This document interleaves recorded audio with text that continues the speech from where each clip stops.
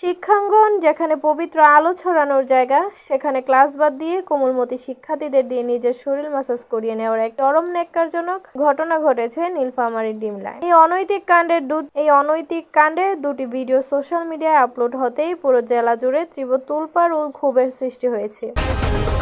Viral হওয়া video দুটিতে দেখা যায় ডিমলা উপজেলার একটি শিক্ষা প্রতিষ্ঠানের পাঠদান বন্ধ রেখে এক শিক্ষক আরামসে শুয়ে বসে আছেন, আর ছোট ছোট শিক্ষার্থীরা বাধ্য হয়ে তার হাত পা ও পিঠ মালিশ করে দিচ্ছে।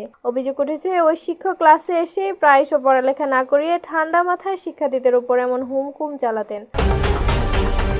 কোনো শিক্ষার্থীর আপত্তি জানালে তাকে পরীক্ষার নম্বর কমিয়ে দেওয়া বা মারধরের ভয় দেখানো হতো। গোপনে ধারণ করা এই ভিডিও ফেসবুকে ছড়িয়ে পড়ার পর থেকেই তীব্র নিন্দার ঝড় বইছে। ক্ষুব্ধ অভিভাবকেরা বলছেন, সন্তানদের স্কুলে পাঠাই শিক্ষা নিতে, শিক্ষকের মালিশের কর্মী হতে নয়। বিষয়টি স্থানীয় শিক্ষা প্রশাসন ও উপজেলা নির্বাহী অফিসের নজরে এলে দ্রুত এটি উচ্চ পর্যায়ে তদন্ত কমিটি গঠন করা হয়। প্রাথমিক সত্যতা পাওয়ার অভিযুক্ত শিক্ষককে সাময়িক বরখাস্ত করে কারণ দর্শানোর নোটিশ দেওয়া হয়েছে। ক্লাস ফাঁকি দিয়ে শিক্ষার্থীদের দিয়ে শরীর ম্যাসাজ করানো এই শিক্ষকের এমন বিকৃত আচরণ নিয়ে আপনার মতামত।